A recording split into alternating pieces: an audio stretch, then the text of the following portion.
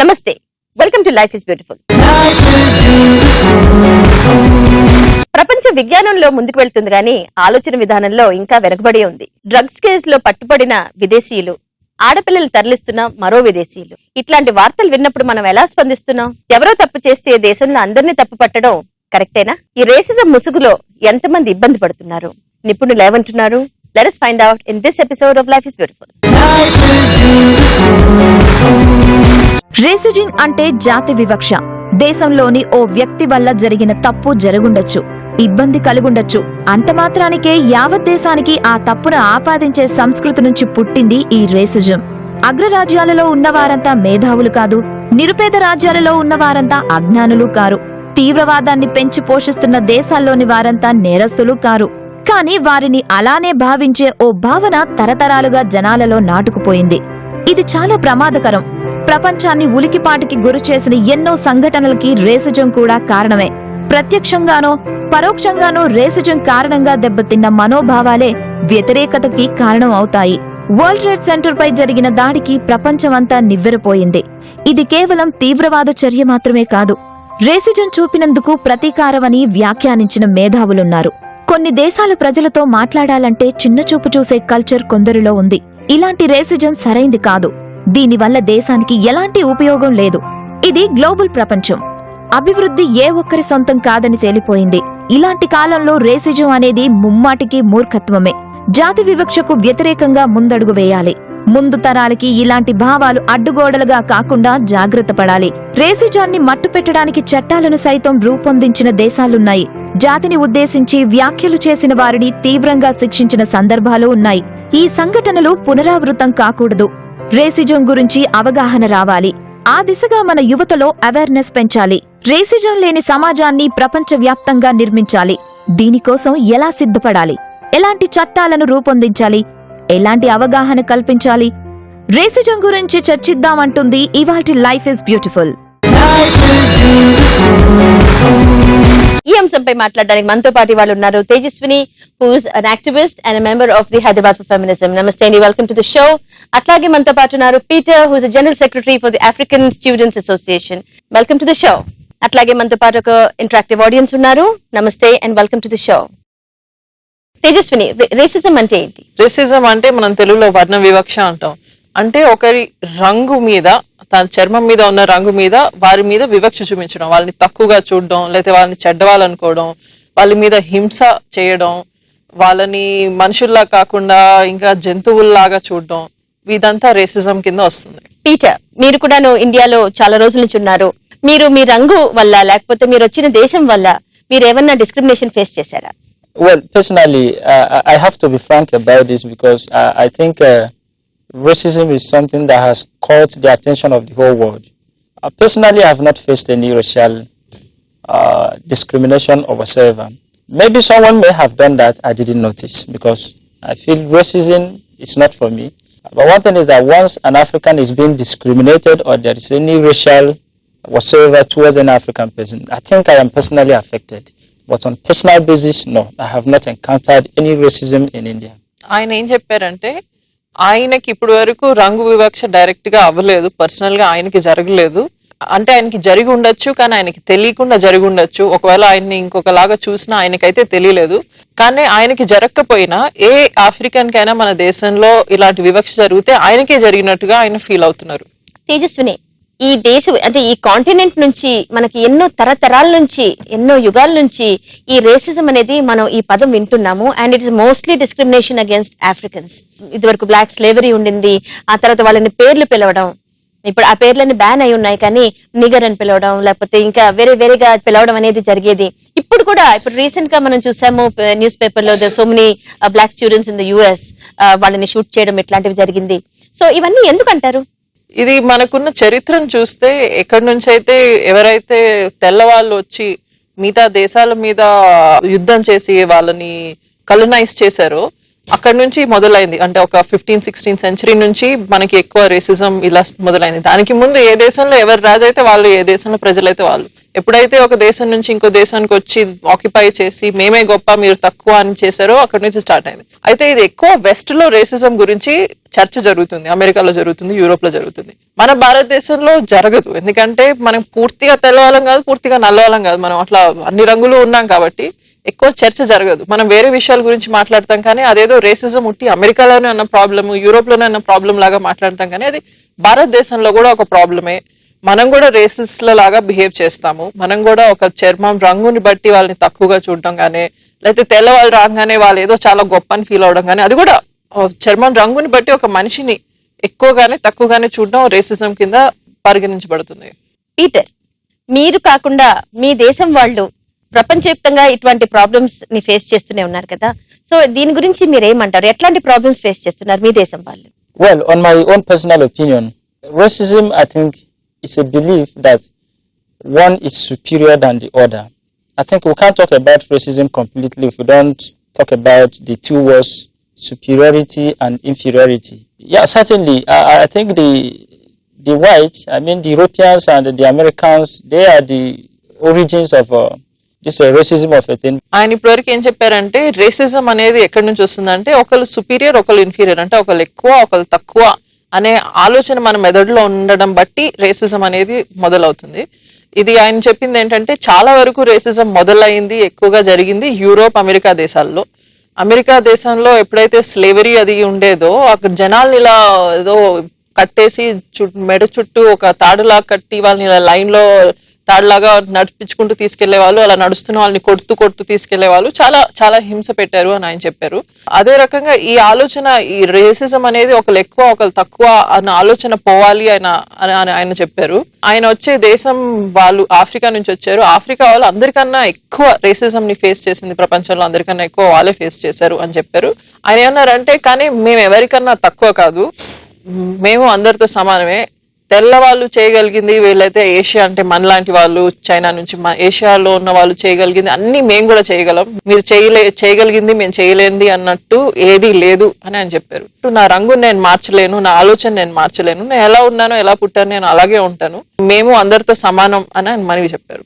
నేను అనుకోవడం ఏంటంటే చాలా వరకు ఆయన చెప్పింది నిజమే.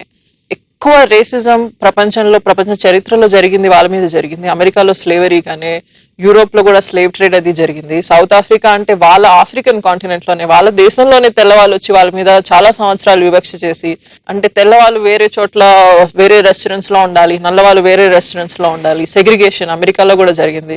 ఒక పోస్ట్ ఆఫీస్ లో నించున్నా కూడా తెల్లవాళ్ళు ఇంకో లైన్ లో నించోవాలి, నల్లవాళ్ళు ఒక లైన్ లో నించోవాలి. మంచినీళ్ళు తాగాలంటే ఒక కుళాయి నుంచి వాళ్ళు తాగాలి, ఇంకో కుళాయి నుంచి వీళ్ళు తాగాలి.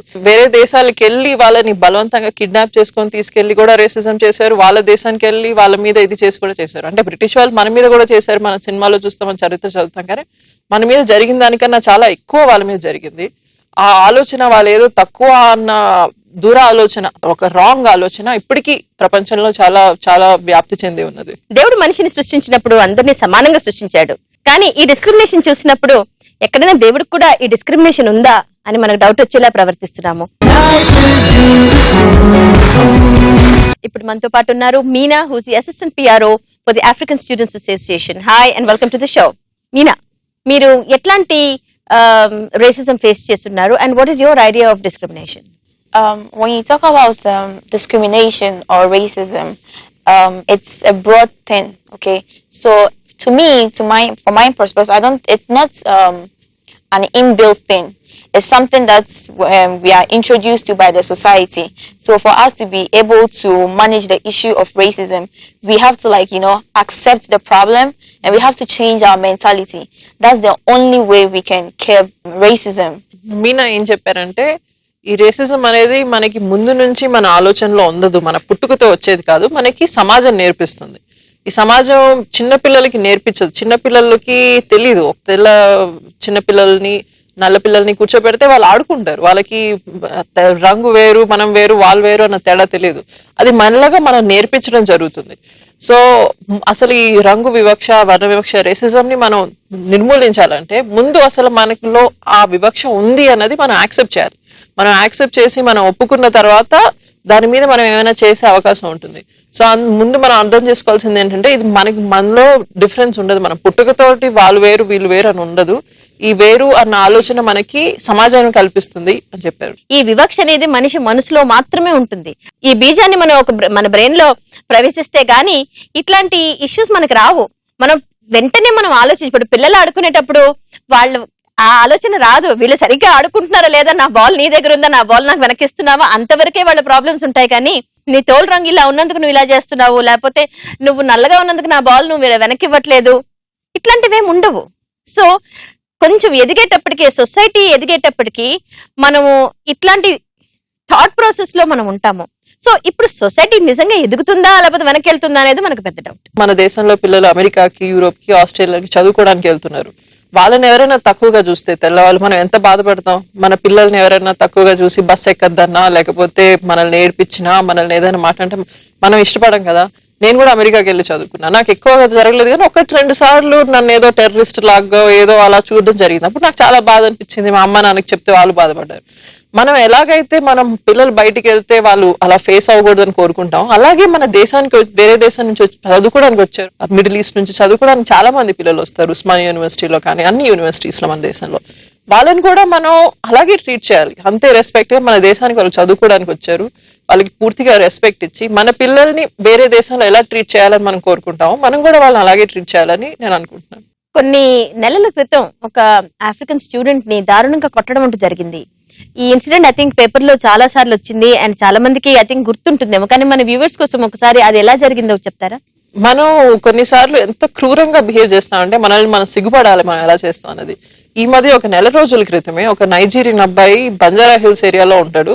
అతని ఇంటి పక్కన అతను కార్ పార్క్ చేసుకున్నాడు. అయితే ఇంకొక అతను వచ్చి నువ్వు పార్క్ చేయడానికి వీల్లేదు, ఇది నాది అంటే అతనికి అర్థం కావట్లేదు. ఇతనేమో తెలుగులో మాట్లాడుతున్నాడు, అతనికి ఇంగ్లీషే వస్తుంది.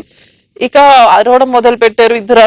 ఇద్దరు అతను భయపడుతున్నారు, నేను ఎక్కడ పార్క్ చేయను, నేను ఉండేది ఇక్కడే అంటే వినకుండా నలుగురిని తీసుకొచ్చి వాళ్ళతో తెలుగులో లేదు ఈ అబ్బాయి నన్ను కొట్టడానికి ప్రయత్నించాడని చెప్పి, అబ్బాయి మాట్లాడలేడు కదా తెలుగు, 20 మంది చేరి రాడ్లు పట్టుకొని కొట్టారు. అబ్బాయి ఎంత చాలా చాలా బాగా దెబ్బలు పడి హాస్పిటల్లో జాయిన్ అయ్యి చాలా కాలం ఉండి పెద్ద కేసు అయింది. పాపం ఊరికి పార్కింగ్ చేసుకున్న పాపానికి అంత కొట్టారు. సో ఇట్లాంటి వివక్ష మన దేశంలో, మన ఊర్లలో, మన కాలనీస్ లో మనం జరుగుతూ ఉంటాం. చాలా మంది నాకు తెలిసి నల్ల వాళ్ళకి అద్దెకి ఇవ్వరు ఇల్లు. ఒకవేళ మా ఇంటికి ఎవరైనా ఫ్రెండ్స్ వీళ్ళెవరైనా వస్తే వచ్చి వెళ్ళంగానే వీళ్ళందరూ ఎందుకు వచ్చారు, వాళ్ళు మీ ఫ్రెండ్స్ ఎందుకు అని అడుగుతారు. ఇంత వివక్ష మన దేశంలో ఉంది. మనం అందరం ఆలోచించాల్సిన అవసరం, దీంట్లో మార్పు చేయాల్సిన అవసరం చాలా ఉంది. I was part of a set, we went for shooting. And while we were sleeping in the night, our hotel room was raided by the police, by the cops. So we woke up and we discovered that our luggages were being ransacked, and everything was thrown out. And we were, when we inquired, we were told that we were under arrest. And they said they were, searching for drugs.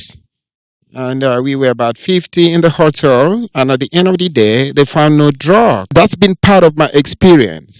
Uko is తను ఒక Microsoft professional. తను ఏమంటున్నారంటే తను hotel room లో పడుకున్న రాత్రి 3 గంటలకు police వాళ్ళు వచ్చి రేడ్ చేసి మీ దగ్గర డ్రగ్స్ ఉన్నాయా అండ్ ఇట్లాంటివన్నీ అడిగారు అని.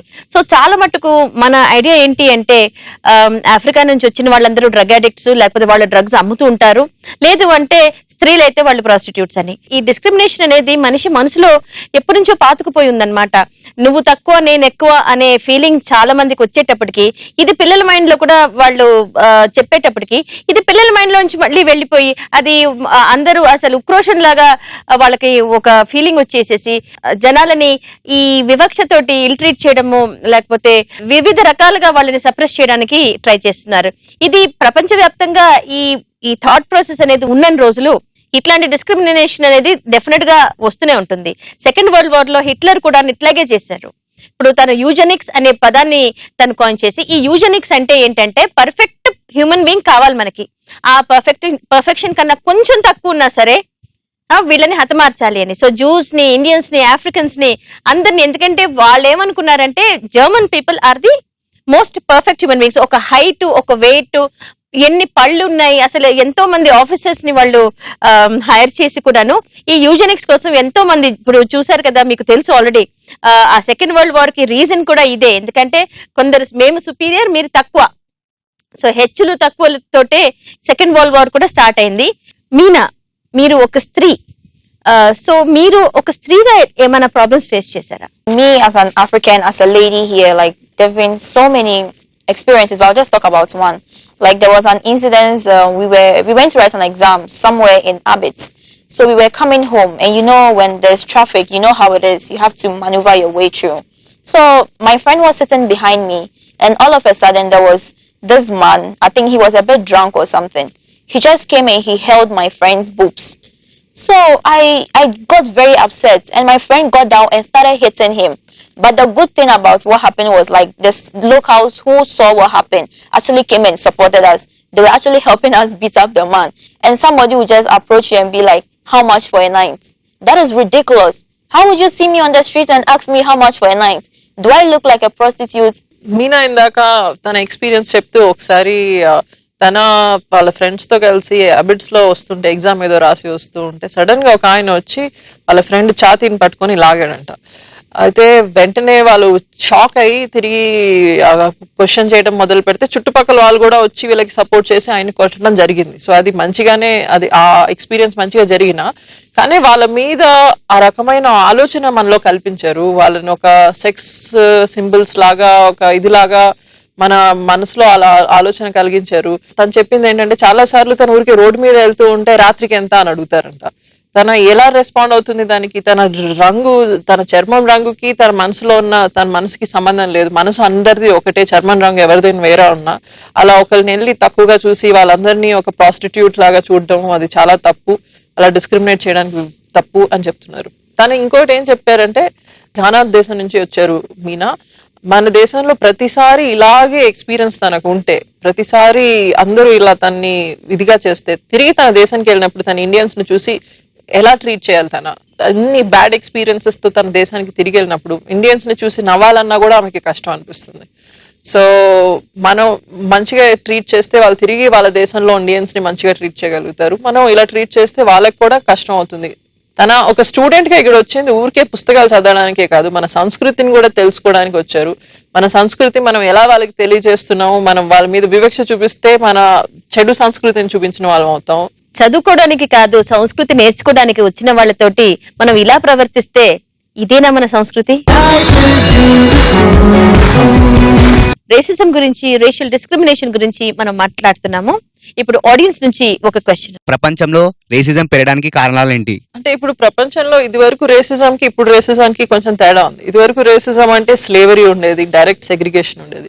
ఇప్పుడు కొంచెం సటిల్ ఫార్మ్ ఆఫ్ రేసిజం ఉంటుంది అండ్ డైరెక్ట్ గా చెప్పడానికి ఒక్కొక్కసారి ఉండట్లేదు. కానీ ఇప్పుడు మనం చూస్తే అమెరికాలో ఎక్కువ మంది నల్లగా ఉండేవారు, అంటే బ్లాక్ పీపుల్ ని పోలీసులు వాళ్ళు ఏదో క్రిమినల్స్ అనుకొని షూట్ చేసి చంపేయడం జరుగుతుంది. అందుకని బ్లాక్ లైఫ్స్ మ్యాటర్ అని ఒక మూవ్మెంట్ స్టార్ట్ అయింది. సో డైరెక్ట్ గా వాళ్ళని ఒక స్లేవ్ ట్రేడ్ లో చేయకపోయినా వీళ్ళందరూ క్రిమినల్స్ అనే ఆలోచన పోలీస్ మెథడ్ లో ఉండడం వల్ల అదే కారు ఆపేసి వాళ్ళ చేతిలోంచి ఏదో బొమ్మ తీస్తే కూడా అదేమో గన్ ఏమో, వీళ్ళందరి దగ్గర గన్స్ ఉంటాయని పోలీసుల మనసులో ఉండడం వల్ల వెంటనే తీసుకొని షూట్ చేసేస్తున్నారు. ఇలా రకరకాలుగా మారుతూ ఉంది రేసిజం. అండ్ దీనికి మారడానికి కారణం ఏంటంటే మన మనసులో ఆ స్టీరియోటైప్ ఉండిపోవడం, మన మనసులో ఒక వివక్ష ఉండిపోవడం. సో బయట ఒక ఇన్స్టిట్యూషన్ లో ఇది వరకు స్లేవరీ లీగల్ గా చేసేవాళ్ళు, లీగల్ గా వాళ్ళ చట్ట ప్రకారం అసలు నల్ల వాళ్ళని మనుషుల్లాగానే ట్రీట్ చేసేవాళ్ళు కాదు, వాళ్ళు సిటిజన్స్ కాదు, వాళ్ళకి ఓట్లు ఉండేవి కాదు. ఇప్పుడు లీగాలిటీ మారింది, ఇప్పుడు అందరూ ఓట్లు వేయచ్చు, అందరూ ఇల్లు కొనుక్కోవచ్చు. అది మారినా కూడా మన మనసులో ఉన్న వివక్ష, మన మనసులో ఉన్న ఏవైతే ద్వేషం ఉందో అది మారలేదు. అందుకనే రేసిజం మనం ఇంత పోరాటం చేసినా, ప్రపంచంలో ఇంత మాట్లాడినా కూడా తగ్గట్లేదు. సో మన మనసులో మార్పు మారాల్సిన అవసరం ఉంది. మీరు ఫేస్ చేసే రేసిజం గురించి మీరు చెప్తూనే, what is the solution to, is there a solution to this or not? Yeah, there's a saying that goes, if you believe you can, you can. If you believe you cannot, you're equally right. Now there's a solution because we were not born with racism. Okay, now I've been running orphanages in Africa for the last over 20 years So I'm so used to kids. I'm more used to kids than adults. And so it becomes very easy for me to integrate with kids. Why am I saying this? So I came to India and I integrate with kids. It becomes very easy. And then these kids have no biases. They're excited to be around you. Can I ride your bicycle? Can I come to your house? I buy cheesecakes for them. But as they grow older, what happened? An adult Indian came to tell me, why are you interacting with kids? I said, but the kids just come around me. He said, no, it's not like that in India. I was shocked. ఆయన చాలా బాగా మాట్లాడారు. ఆయన చెప్పడం start చేయడం ఎప్పటి నుంచి చేస్తున్నారంటే ఆయన దేశంలో 20 సంవత్సరాలుగా అనాథ పిల్లల కోసం అని స్కూల్స్, హోమ్స్ నడిపిస్తున్నారు. సో ఆయన చేసే ఆ పనిలో ఆయన చాలా వరకు చిన్న పిల్లలతోటే ఇంటరాక్ట్ అవుతూ ఉంటారు. చిన్న పిల్లల్ని ఎక్కువ తెలుసుకుంటారు, చిన్న పిల్లలతోటే ఎక్కువ సమయం గడుపుతారు. పెద్దవాళ్ళ కన్నా ఆయనకి చిన్న పిల్లలతోటే ఎక్కువ సమయం గడిపే అలవాటు ఉంది. సో ఇక్కడ కూడా ఇండియాలో వచ్చి కూడా చాలా వరకు చిన్న పిల్లలతోటే సమయం గడుపుతారు. సో ఫస్ట్ మీరు పూర్ణిమ గారు అడిగినప్పుడు అసలు ఈ ప్రాబ్లమ్ ని మనం సాల్వ్ చేయగలమా అంటే ఆయన నమ్మకంతో మనం చేయగలం అనుకుంటే చేస్తాము, చేయలేము అనుకుంటే చేయలేము అని చెప్పారు. సో చిన్నపిల్లలతో పనిచేస్తున్నప్పుడు ఆయనకి చాలా హోప్, ఒక రకమైన నమ్మకం వచ్చింది, మార్పు జరిగే అవకాశం ఉంది అన్న దాని మీద.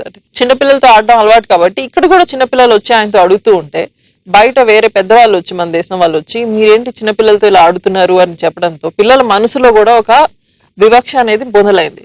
పిల్లలకి మనమే వివక్ష నేర్పిస్తాం. మనం ఎలా నేర్చుకున్నాం అంటే చిన్నతనం నుంచి మన తల్లిదండ్రులు కానీ, మన చుట్టుపక్కల ఉన్న పెద్దవాళ్ళు కానీ మనకి వాళ్ళు తక్కువ, వాళ్ళు చెడ్డవాళ్ళు, వాళ్ళ మీద ఏదైతే ఇమేజెస్ ఉన్నాయో అంటే వాళ్ళు డ్రగ్స్ తీసుకుంటారని కానీ, వాళ్ళు ఒక ప్రాస్టిట్యూట్స్ అని కానీ, అలాంటి ఇమేజెస్ వాళ్ళకి నేర్పించడం వల్ల పిల్లలు అలా నేర్చుకుంటారు.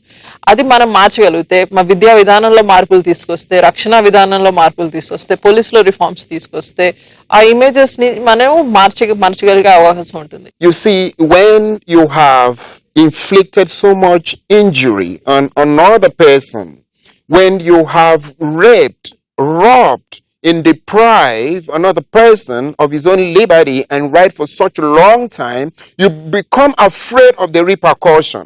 ఆయన ఏం చెప్పారంటే 500 సంవత్సరాల పాటు ఆఫ్రికా మీద దండయాత్రలు చేశారు తెల్లవాళ్ళు.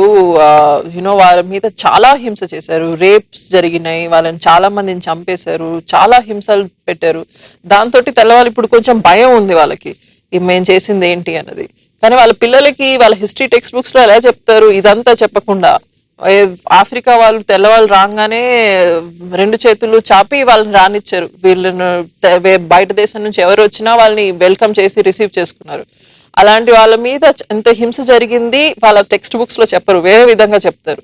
కానీ తిరిగి ఆ టెక్స్ట్ బుక్స్ ని మార్చి రీవిజిట్ చేసి మనం చేసింది తప్పు అని ఒప్పుకోవాల్సిన అవసరం చాలా ఉంది. వేరే యూరోప్ దేశం నుంచి వచ్చిన వాళ్ళని చెప్తున్నారు. తేజస్విని, ఉఖో, Meena and Peter, thank you so much for being with us.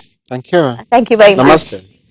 మా ఇంటికి రండి అని సంతోషంగా ఆహ్వానించిన వాళ్ళని మనం హ్యూమిలియేట్ చేసి వాళ్ళని స్లేవరీలోకి దింపి వాళ్ళని నానా హింసలు పెడితే ఏమనాలండి? సో దీని మానవత్వం అంటారా, దిగజారిపోయిన ఆలోచనలు అంటారా? మీరే ఆలోచించండి. రేసిజం ని అరికట్టాలంటే మన ఆలోచనలో మార్పు రావాలి, పరివర్తన రావాలి. ఆ రోజు కోసం ఎదురు చూద్దాం. Because life is beautiful. ఈ రోజుల్లో మనం ఆహారం తింటున్నామా లేకపోతే పెస్టిసైడ్స్ తింటున్నామా? మనం కొద్దిగా జాగ్రత్త ఉంటే ఫుడ్ బికమ్స్ సేఫ్. కొద్దిగా మనము పొరపాటు చేస్తే కొద్దిగా ప్రాబ్లమ్స్ వస్తాయి. అంటే మనము కూరగాయలు తీసుకొస్తాం మార్కెట్ నుంచి, సరిగా వాష్ చేయలేకపోతే అది పెస్టిసైడ్స్ ఏమున్నాయి మన కడుపులో పోతాయి. ఇది ఎంతవరకు సేఫ్ అంటారండి? ఈ ఫుడ్ కలర్స్ అనేది అండ్ ఈ ఫ్రూట్స్ లో ఇట్లా ఇంజెక్ట్ చేయడం అదంతా ఎంతవరకు నిజం అంటారు, ఎంతవరకు సేఫ్ అంటారు? సోషల్ మీడియాలో వచ్చింది 100% ట్రూ అని మనం చెప్పలేము, కానీ అలా కూడా చేయొచ్చు, అంతకంటే ఇంకా ఎక్కువ కూడా చేయొచ్చు. ఫుడ్ కలర్స్ అనేవి అంటే కొన్ని సేఫ్ ఫుడ్ కలర్స్ ఉన్నాయి, వాటిని మనం యూజ్ చేసుకోవచ్చు అండ్ మార్కెట్ లో కూడా దొరుకుతుంది.